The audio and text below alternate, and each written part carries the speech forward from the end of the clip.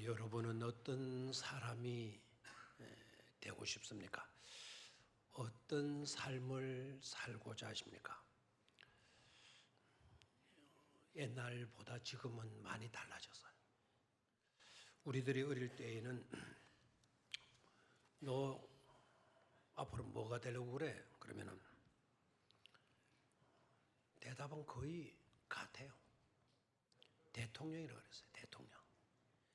그때 우리 반이 60명 가까이 되는데 60명 우리 반 친구들 가운데 거의 58명 정도는 대통령이에요.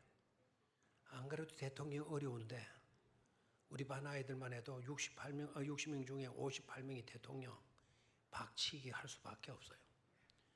그런데 요즘 아이들 보면 어린이집에 가가지고 너희들 뭐가 되고 싶어? 라고 물으면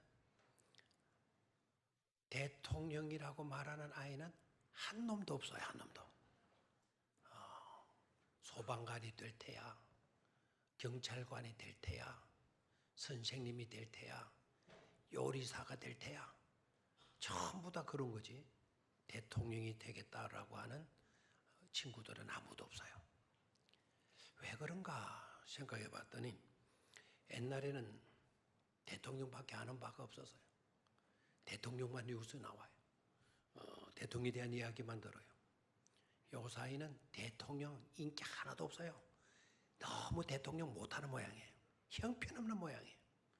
적어도 60명 중에 대통령 되고자 하는 아이들이 10명은 있어야 되지 않겠어요?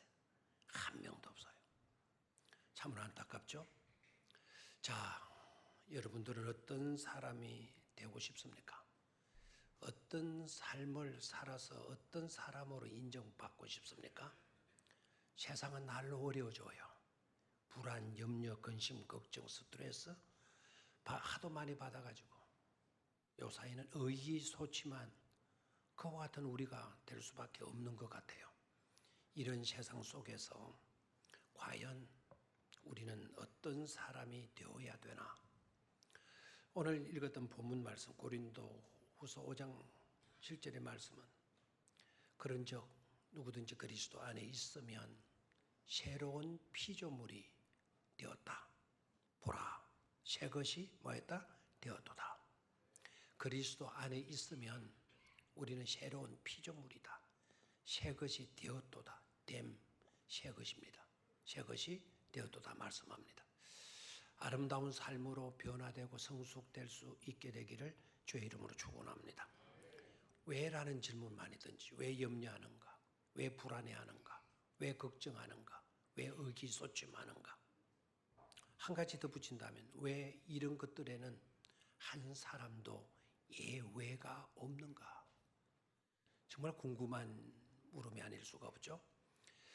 일반적인 대답 분명합니다. 사람이기 때문에 그렇다. 우리는 다 사람이기 때문에 그렇다. 사람이 어떻길래? 라고 물으면 알잖아요. 우리 모두는 다 연약하기 때문이죠. 우리가 만나게 되는 문제는 너무나 커요. 너무나 많아요. 산적해진 있는 문제들이에요. 그런 문제들을 감당하기에는 역부족이에요. 내가 너무나 연약하다. 내가 아무것도 아니다. 나는 너무나도 부족하다. 그러기 때문에 문제들 앞에서 염려하고 불안에 떨게 되는 것이겠죠. 또 하나는 사람이기 때문에 그런데요. 우리 사람들은 무지하잖아요. 아는 것이 참으로 많은 것처럼 보이더라도 사실 아는 것은 별로 많지를 않아요. 얼마 전에 우리나라에서 최고의 명의, 암에 대해서 최고의 명의로 계셨던 분이 계셔요. 이분에게 가면 웬만한 암도 다 수술받고 고침받고 건강 되찾게 된다는 거예요. 그렇게 우리나라에서 최고의 명의로 알려졌던 그 명의 의사님께서 얼마 전에 67세로 돌아가셨어요. 67세면 누구 나이와 똑같은 거 아세요? 짐작으로, 저하고 똑같은 나이에요. 저는 이렇게 살아있는데 그분은 명의이면서도 돌아가셨어요. 뭐로 돌아가시는지 아세요? 암으로 돌아가셨어요. 암의 최고의 권위자예요. 권위자인 그가 암으로 돌아가셨다니까요. 최고로 그 방면의 전문가이고 아는 것이 많은 사람인데도 자기의 암에 대해서는 몰랐던 거죠. 이게 인생이란 말입니다. 어떻게 될지, 어떻게 해야 될지, 어떻게 풀어가야 되지? 여기에 대한 해답을 우리는 모르고 있는 거예요. 무지하기 때문에 염려하게 되고 불안에 빠질 수밖에 없는 겁니다. 또한 우리는 사람이기 때문에 온전하지를 못해요. 그래서 흔히들 하는 말이 뭡니까? 신이 아니다.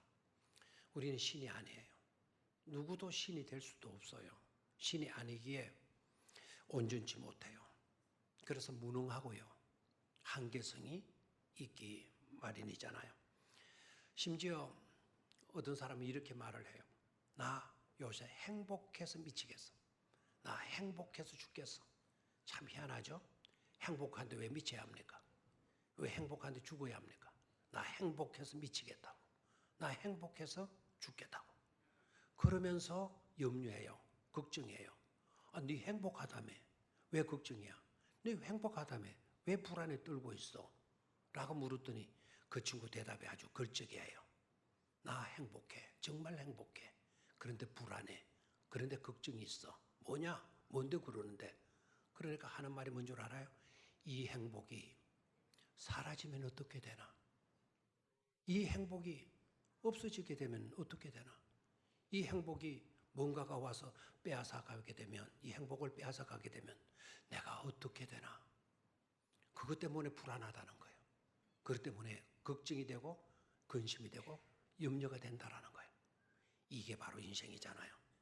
우리 모든 인생들은 문제 앞에 불안에 떨고 염려하고 근심, 걱정할 수밖에 없는 것이죠. 신앙적인 해답은 뭘까요? 왜 사람은 이렇게 불안해야 할까요? 염려에 사로잡히게 될까요? 왜 한 사람도 걱정하고 근심하고 불안에 떠는 데 있어서는 예외가 없을까요? 신앙적인 해답은 바로 뭐겠습니까? 신앙적인 해답은 한 가지겠죠. 딱 한 가지. 바로 뭡니까? 하나님을 제대로 믿지 않았기 때문이다. 하나님을 제대로 믿지 않았기 때문에 하나님을 제대로 신뢰하지 않고 있기 때문인 것이다. 우리는 이렇게 대답하게 됩니다.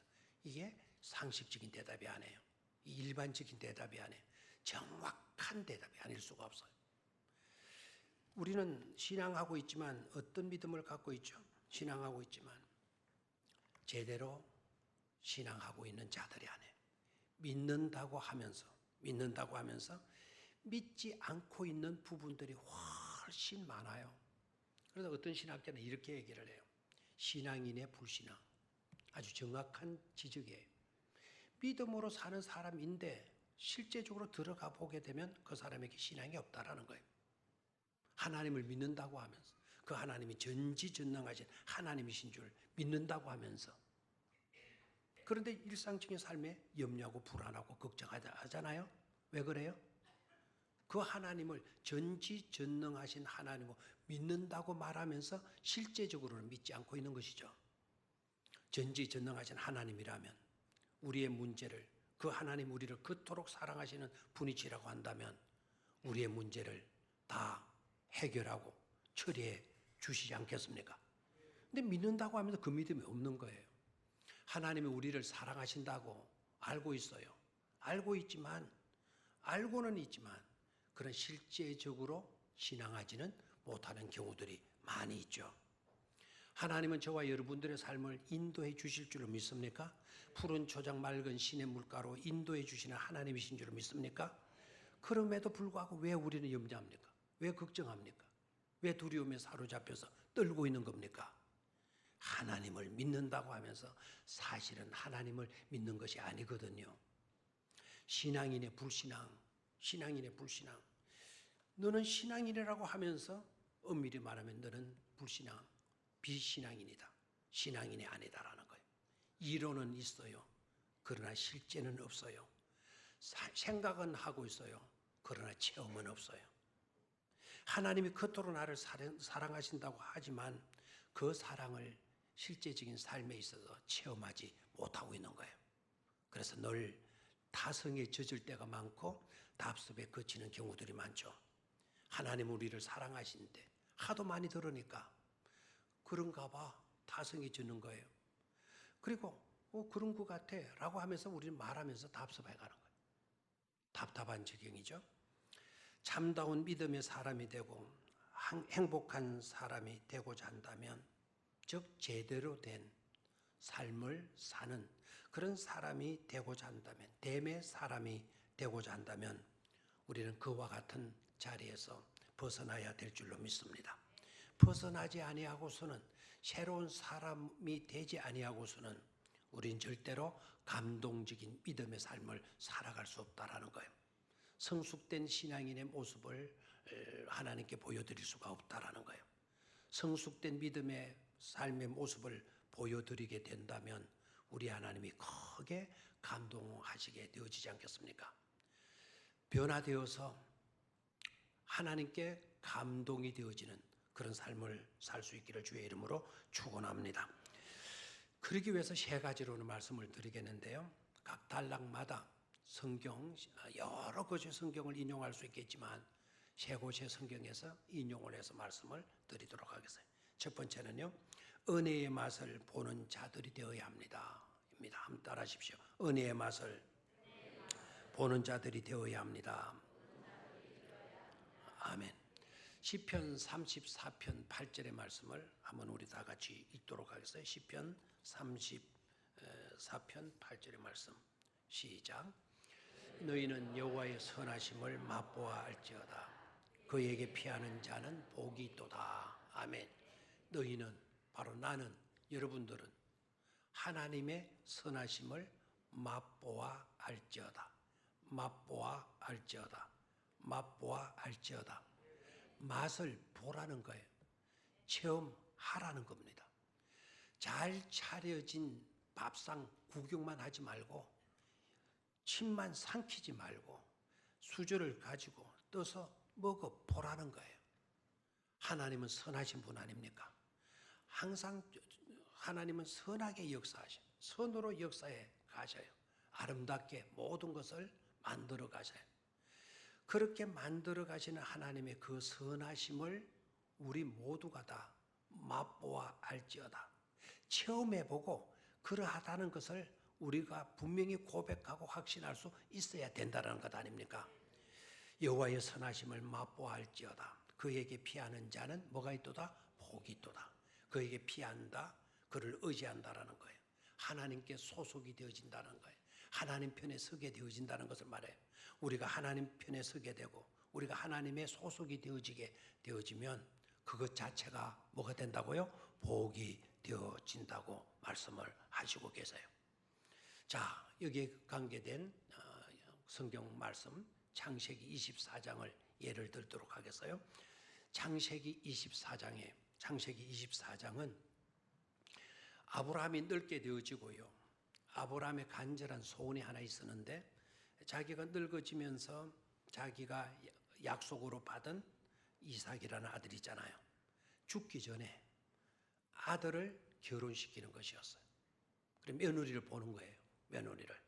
그래서 이삭을 장가 보내는 것이 아브라함의 간절한 소원이었어요.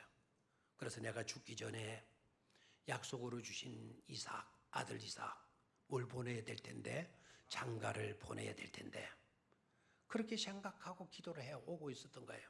그래서 어느 날 마음에 다짐을 해요. 늙은 자기 밑에 있던 엘리에셀을 불러가지고 너 내 고향으로 가. 이 가나안 땅에 아가씨들 많이 있지만 이 아가씨들 내 며느리감이 될 수가 없어.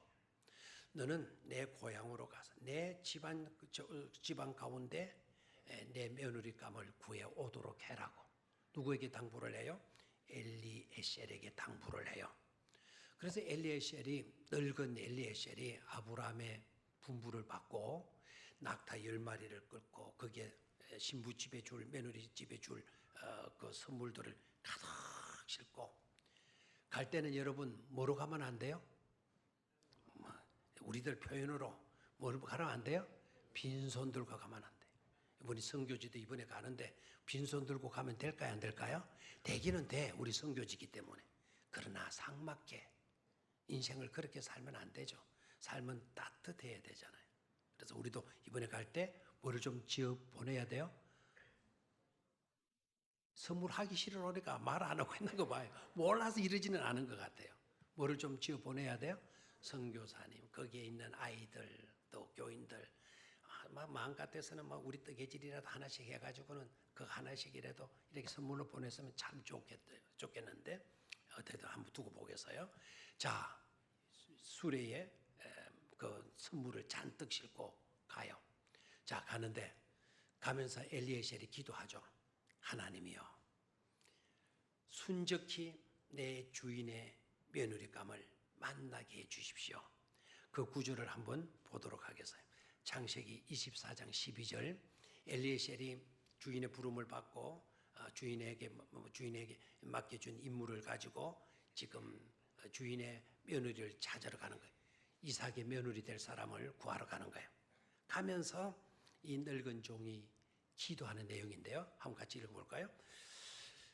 시작. 그가 이르되 우리 주인 아브라함의 하나님 여호와여, 원하건대 오늘 나에게 순조롭게 만나게 하사 내 주인 아브라함에게 은혜를 베풀어 주십시오.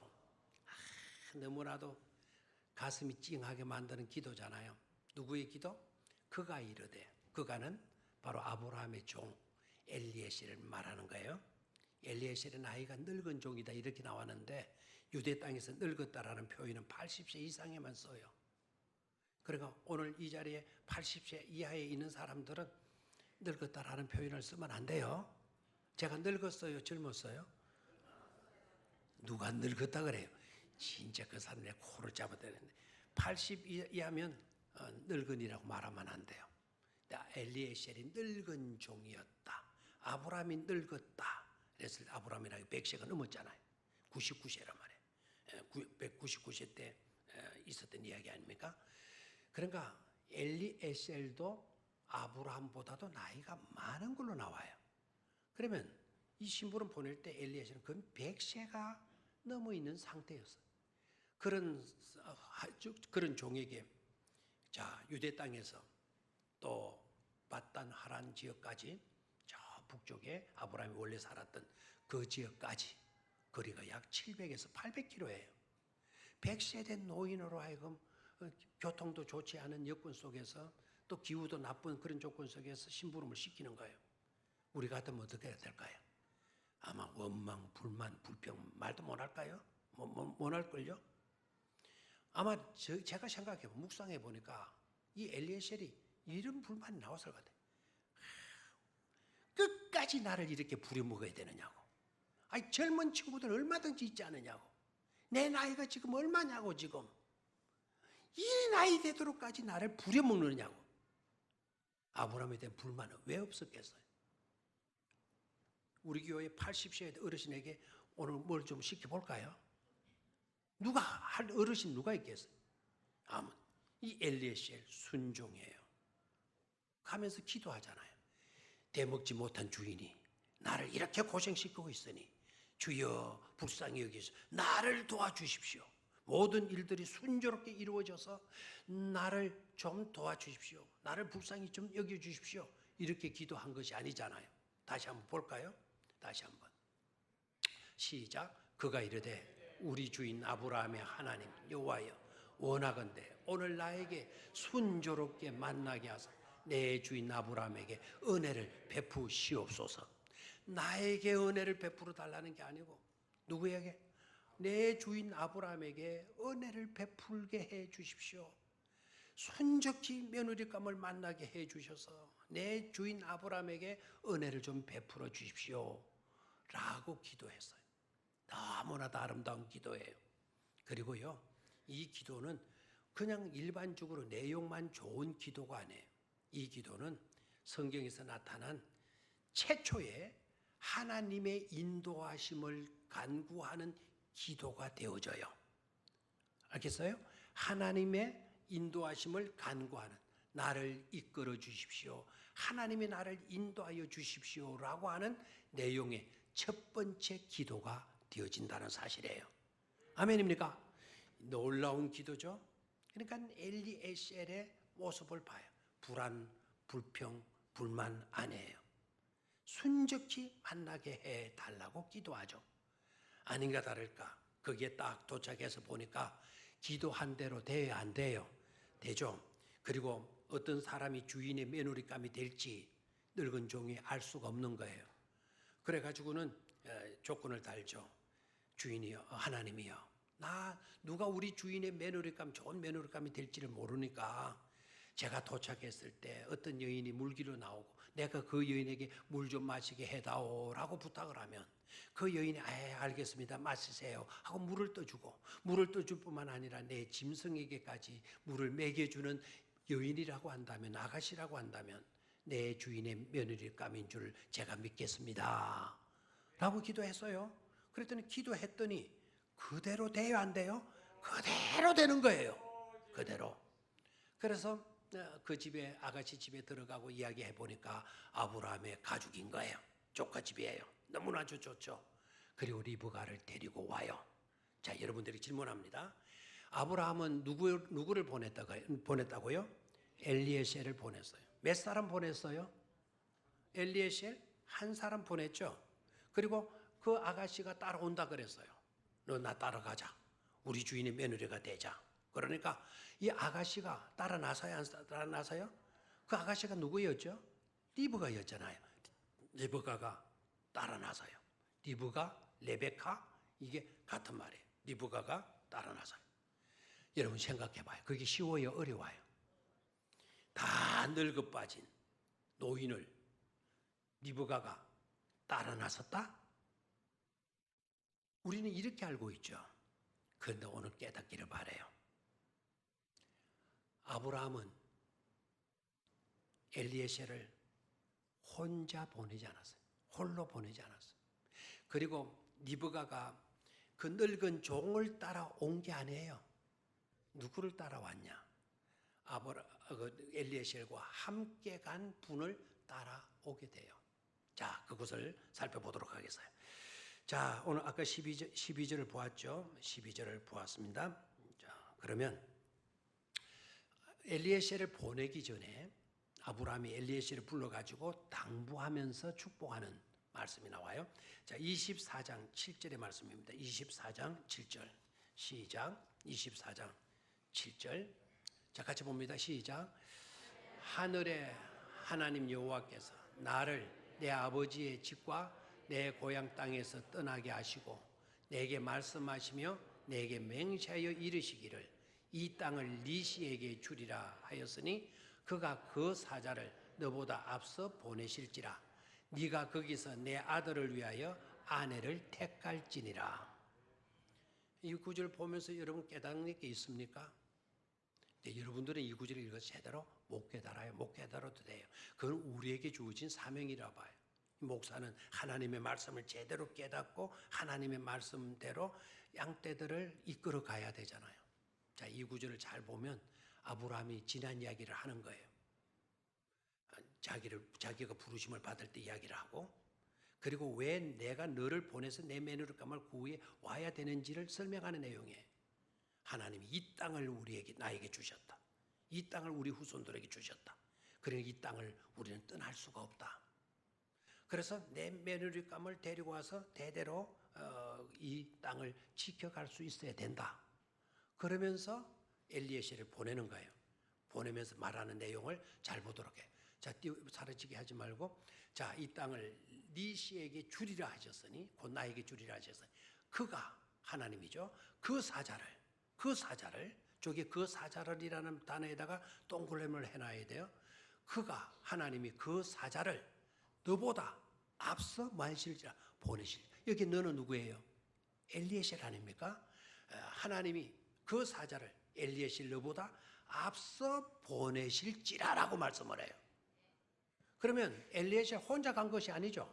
누가 갔습니까? 그 사자가 앞서 가 주시는 것 아닙니까?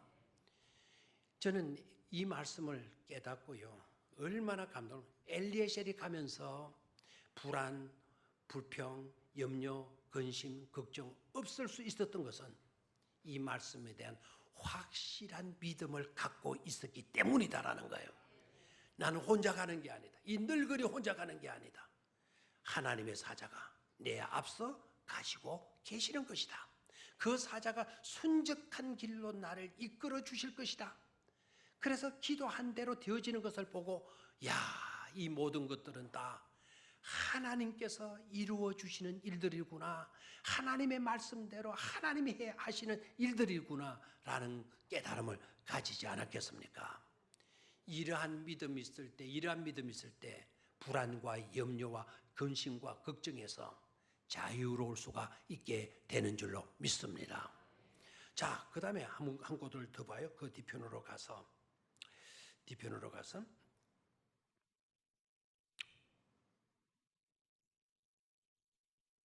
61줄로,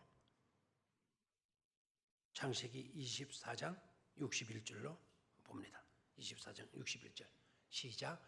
리브가가 일어나 여자 종들과 함께 낙타를 타고 그 사람을 따라가니 그 종이 리브가를 데리고 가니라.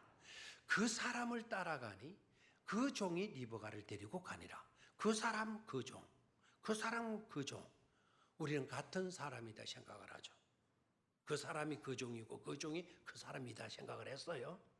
그런데 저 원문 히브리어를 보게 되니까 그 사람은 이시라고 하는 단어이고요. 그 종은 이브드예요. 이브드. 달라요, 내용이. 그 사람에게 사용된 이시는요, 사람, 천사라는 뜻을 갖고 있어요. 그러면 그 사람을 따라가니, 천사를, 아까 사자를 네 앞에 보낸다 그랬잖아요. 그 사자를 따라간 거예요. 천사를 따라가니 그 종 하이브드가 누구죠? 엘리에셀이죠. 엘리에셀이 리브가를 데리고 가니라. 아멘입니까? 그래서 리브가가 따라간 사람은 엘리에셀이 아니고요, 누구를 따라갔다? 하나님의 사자를 따라간 것이 되어지죠. 늙은이를 보고 따라간 것이 아니고 하나님이 보내신 사자를 보고 따라간 거예요. 불안, 염려, 근심, 걱정 없이 리브가도 행동할 수 있었다는 것 아닙니까? 이런 믿음을 소유할 수 있게 되기를 주의 이름으로 축원합니다. 이런 믿음이 있을 때 우리는 자유로울 수가 있어요. 염려, 불안, 근심, 걱정에서 자유로울 수가 있어요. 하나님에 대해서 알려고 하지 마세요. 하나님에 대해서 안다라는 것은 정보 수집하는 거예요. 정보 수집하는 수준에 머물러서는 안 돼요. 하나님 자신을 알아야 돼요. 하나님 자신. 하나님은 인격적인 하나님이 아니세요. 하나님은 인격적으로 만나고 인격적으로 소통하고 인격적인 친밀감을 가지고 살아가는 가운데서 변화될 수가 있다라는 거예요. 그런 축복된 성도가 되시기를 주의 이름으로 축원합니다. 두 번째로 주님만을 바라보는 자들이 되어야 합니다. 한번 따라하시죠. 주님만을 바라보는 자들이 되어야 합니다. 여기에 해당되는 성경 구절은 마태복음 8장이에요. 마태복음 8장 내용을 보게 되면 풍랑 맞는 제자들과 함께 풍랑 맞는 사건에 대한 기록이 나오고 있는 것을 보게 돼요. 마태복음 8장 23절로 27절. 풍랑이 있는 사건을 현장으로 들어가서 보면 여러분들이요, 예수님은 참 답답하신 면이 없잖아 있다. 우리 판단으로, 우리 이성으로 그렇게 여기질 때가 있죠. 여러분, 이성이 하나님을 가두어서는 안 돼요. 우리의 지식이 하나님을 지식이라는 틀 속에 가두어서는 안 돼요. 우리는 조금만 알고 있는 이것으로 전부를 아는 것처럼 주장해요. 얄팍한 이성적인 가지고 하나님은 이성적인 그 안에 틀에 머무는 사람처럼 고집을 해요. 참 고집도 세죠. 자기 마음대로, 자기 마음대로, 자기 아는 고지식 가지고 전부인 양 판단을 해버리는 경향들이 많이 있어요. 자, 여러분, 제자들과 함께 예수님이 배를 타시고 갈릴리 호수를 건너가는데 예수님이 풍랑이 있는데도 불구하고 배 안에서 와주고 계셔야죠. 주무시고 계시는 거예요. 그냥 풍랑 정도가 아니에요. 바람이 몰아치고 파도가 넘실거리고 배가 뒤집어질 위경 속에 놓여져 있어요. 이럴 때 잠만 자고 계신다. 답답하잖아요. 여러분, 막 할 일이 너무 많은데 할 일은 태산 같은데 잠만 자고 있다. 이러면 답답할 노릇이잖아요. 그래서 제자들이 깨우는 거예요. 예수님을 흔들어 깨우는 거예요. 우리가 죽게 되었는데 이렇게 잠만 주무시고 계십니까? 자, 한번 그 본문을 읽어보죠. 마태복음 8장 23절 시작. 23절 이하로 시작. 배에 오르심에 제자들이 따랐더니 바다에 큰 놀이 일어나 배가 물결에 덮이게 되었을 때 예수께서는 주무시는지라 답답할 노릇이죠. 그 제자들이 나와 깨우며 이르되 주여 구원하소서 우리가 뭐에게는 죽겠나이다. 저 말이 저렇지. 주여 우리가 죽겠나이다. 뭐 이렇게 나오죠. 예수께서 이르시되 어찌하여 무서워하느냐 믿음이 적은 자들 하시고 곧 일어나서 바람과 바다를 꾸짖으시니 아주 망하게 되었다. 잔잔하게 돼. 이 말씀을 잘 생각하셔야 돼요. 제자들은 지금 놀이 잃어가지고 배가 뒤집히시는 이 가운데서 불안해하고 있어요. 염려하고 있어요. 걱정하고 있어요. 이러다가 죽을 것 아니냐. 불안에 떨고 있잖아요. 그런데 우리 주님은 뭐 하시고 계시죠? 주무시고 계시는 거예요. 그래서 제자들을 흔들어 깨워요. 이럴 수가 있느냐. 이렇게 답답할 수가 있냐고. 우리가 이렇게 죽게 되었는데 이렇게 잠만 주무시고 계시면 어찌자는 말이냐고 막 이렇게 나오지 않았겠어요. 여러분 이렇게 해서 생각해야 돼요. 우리 주님은 그렇게 답답하신 분이 아니라는 사실이에요. 우리 주님은 어떻게 보게 되면 놀이 일어나 가지고 배가 뒤집히질 위기성에 놓여 있다 할지라도 평안히 주무실 수 있는 분이 누구이시다? 예수님이시다라는 거. 왜 깨닫지 못합니까? 주님을 그렇게 잘 안다고 하면서 왜 그것을 모르고 있는 것입니까? 풍랑 아니라 놀 아니라 세계적인 타이푼, 이 태풍이 불어오거나 세계적인 해오리 바람이 뭐라 그러죠? 사이클론이 막 일어나거나 해도 하나도 두려움 없이 평온한 상태로 코 골고 주무실 수 있는 분이 누구이셔요? 예수님이시잖아요. 왜 그래요? 우리 주님은 전지전능하신 하나님 아니십니까? 하나님이 육신을 입으시고 이 땅에 우리와 함께 같은 배를 타시고 계셔 주시는 것 아닙니까? 답답한 예수가 아니라 오히려 예수님 안에 해답이 있는 것이죠. 예수님이 잠에서 딱 깨셔가지고 우리 같으면 누구부터 꾸지름해야 돼요? 강풍을 꾸지름해야 되잖아요. 파도를 야단치져야 돼요. 너희들 왜 이것 일어나가지고 우리를 힘들게 만드냐? 제자들을 두려움에 빠뜨리느냐? 당장 잠잠할지어다 말해야 되잖아요. 그런데 우리 주님 누구부터 뭐라고 해요? 제자들부터 뭐라고 하는 거예요. 강풍이 문제가 아니에요. 파도가 문제가 아니에요. 문제는 다른 데 있었어요. 제자들의 믿음 없음이 문제였다라는 거죠. 왜 우리들을 들어 염려하느냐고 우리 주님이 야단치시고 왜 걱정하느냐고 야단치고 왜 불안에 뜨느냐고 야단치시는 줄 아셔요?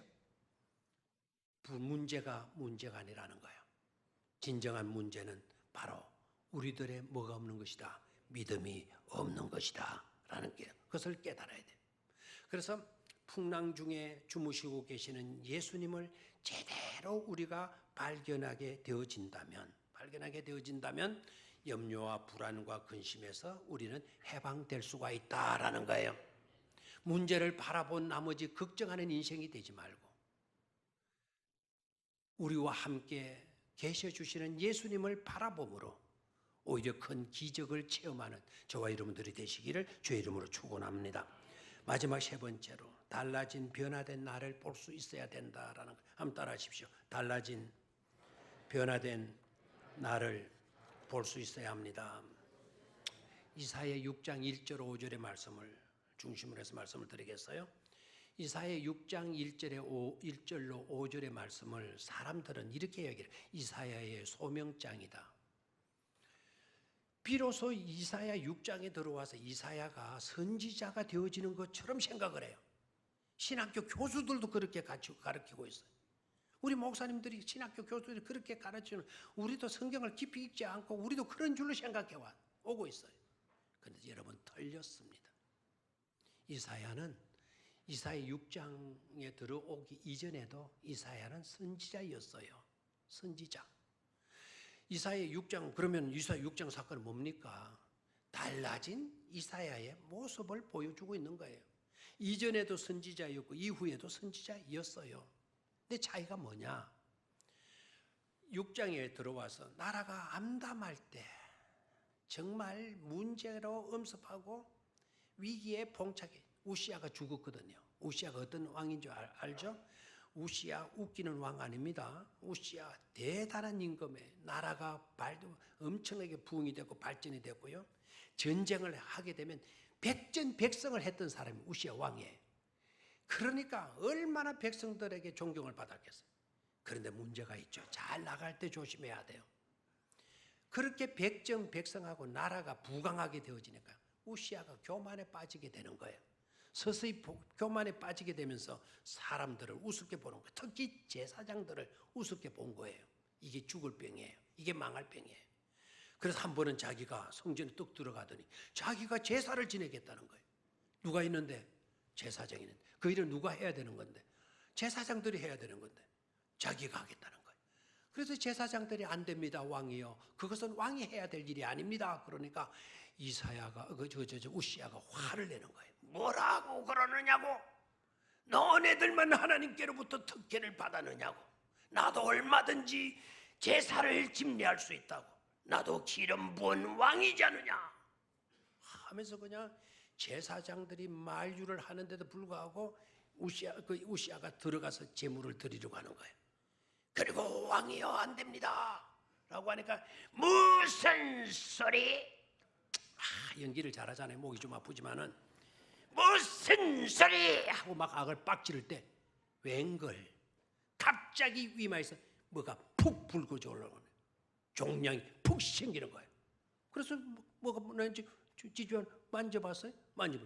여기에서도 불뚝 생기죠. 양볼에서도 막 종량이 생기죠. 손등에서도 막 종량이 불거져 나오죠. 그것을 보고 있던 제사장들도 놀래 빠지는 거죠. 문둥병이다. 저거는 문둥병이다. 뭔가 더불어서 사람들이 왕에게 덤벼들어 왕을 끄집어내잖아요. 하나님 보좌 앞에 문둥병은 나올 수가 없잖아요. 그래서 끌려나가요. 그 길로 우시아는 끝나요. 왕따가 되어요. 왕궁에도 살지 못하고 별궁에 가서 죽을 때까지 문둥병 앓다가 죽고 말아요. 이렇게 해서 나라가 엉망진창이 된 거예요. 이럴 때 이사야가 하나님의 성전에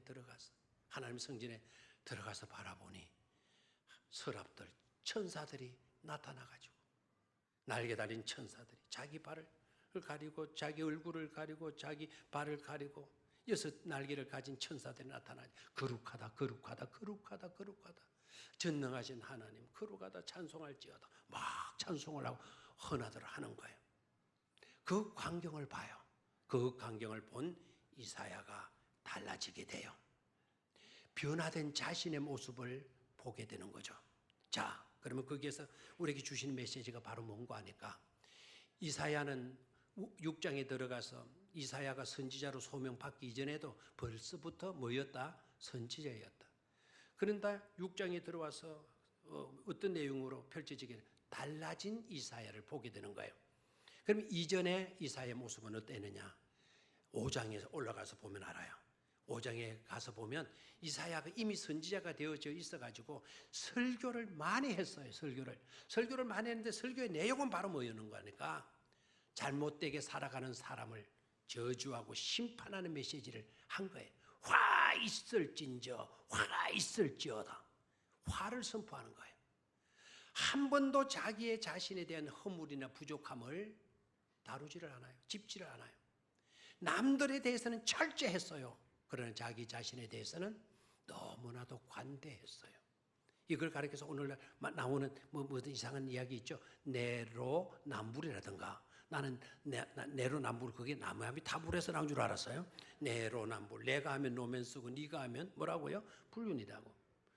네가 잘못한 것은 그렇게 지적을 하면서 자기의 부족을 깨닫지를 못했어요. 한 번도 화로 다 나여 망하게 되었구나 말한 적이 없어요. 그런데 보좌에 계신 하나님을 딱 만나고 난 뒤에 이사야는 달라지게 돼요. 한번 볼까요? 자, 5장이 있는데 내용들을 빨리 보죠. 이사야의 설교입니다. 거짓으로 끈을 삼아 죄악을 끌며 술의 줄로 한같이 죄악을 끄는 자는 뭐 있을진저 화 있을진 빨리빨리 그는 넘기시고 그 다음에 쭉 읽고 그 다음에 또 삼으며 단 것을 삼으며 쓴 것으로 단 것을 삼으며 단 것으로 쓴 것을 삼는 자들은 뭐 있을진저 화 있을진저 막 화를 선포하여 스스로 지혜롭다며 스스로 명철하다 하는 자들은 뭐 있을지며 화 있을진저 화 있을 계속 화 있을진저 선포해. 그런데 6장으로 딱 들어가 봐요. 6장으로 딱 들어가서 하나님을 제대로 만난 이사야의 모습이 어떻게 달라지는가. 시작. 그때에 내가 말하되 화로다 나여 망하게 되었다. 자, 여기서 들어야 돼요. 화로다 너희들이여. 말하지 않고 화로다 누구요? 나여 망하게 되었도다. 나는 부정한 입술을 가진 사람, 부정한 입술을 가진 사람들 중에 태어났으니 그런 사람이 하나님을 배웠으니 나는 망하게 되었다. 나는 죽게 되었다. 고백하고 탄식하게 나와요. 변화된 누구의 모습을 보게 돼요? 이사야의 모습을 보게 되는 거예요. 남 탓만 하던 그가 나의 문제성을 보게 되는 거예요. 그리고 겸손에 이르게 되면서 전적으로 하나님을 의지하게 되는 변화되는 인생을 우리에게 보여주고 있는 줄로 믿습니다. 이런 축복과 이런 은총이 우리 모두에게 함께할 수 있게 되기를 주의 이름으로 축원합니다. 자, 여기에 관계된 예화를 한번 읽고 마칠게요. 할아버지와 안경이라고 하는 내용의 글인데요. 실제로 있었던 내용의 글인데요. 이 글이 오늘 말씀을 결론 짓는 말씀으로 제가 삼으려고 해요. 할아버지와 안경. 믿음이 좋은 목수 할아버지 한 분이 계셨습니다. 어느 날 목수 할아버지가 다니는 시카고 교회에서 중국의 고아원에 옷을 보내기로 하고 옷을 담을 나물 상자를 만들었습니다. 그 만든 상자에 옷을 담고 마무리 작업으로 못질을 하고 일을 끝냈습니다. 일을 모두 마친 후 할아버지는 안경을 찾았습니다. 그런데 위옷 주머니에 넣어둔 할아버지의 안경이 몸을 숙이는 순간 나무 상자 안에 들어가서 옷 속에 파묻힌 것을 몰랐습니다. 한참을 찾아도 찾을 수가 없었습니다. 당시는 대공황이라 하루 벌어 하루 먹고 살기도 힘든 때였습니다. 그래서 밝은 눈으로 좋은 가구를 만들어야만 팔릴 것 같아서 당시 돈으로 거금인 20불을 들여가지고 비싸게 산 안경이었습니다. 안경을 찾지 못한 할아버지는 낙심한 채 집으로 왔습니다. 그렇게 세월이 흐른 후 교회에서 옷을 보내었던 중국의 고아원 원장님이 시카고에 있는 교회를 방문하여 주일 저녁 설교를 맡아서 간증하셨습니다. 원장님은 교회가 그동안 고아원을 도와준 것을 너무나도 감사하다고 말했습니다. 무엇보다 감사한 건 보내준 안경이라고 했습니다. 원장님은 당시 공산 당원들이 고아원에 들어닥쳐 기물을 부수면서 자신의 안경도 부쉈다고 합니다. 안경을 잃어버린 원장님은 앞이 제대로 보이지를 않아서 두통이 끊이질 않았다고 합니다. 앞이 보이지를 않을 뿐더러 못 보려고 애를 쓰면 두통으로 일을 할 수가 없었답니다. 그래서 안경을 달라고 기도하였답니다. 신기하게도 그때 시카고 교회가 보내준 옷상자에서 새 안경을 발견했다고 합니다. 너무나도 기쁜 마음에 안경을 쓰니 그 안경이 마치 맞춘 것처럼 자기에게 잘 맞다라는 겁니다.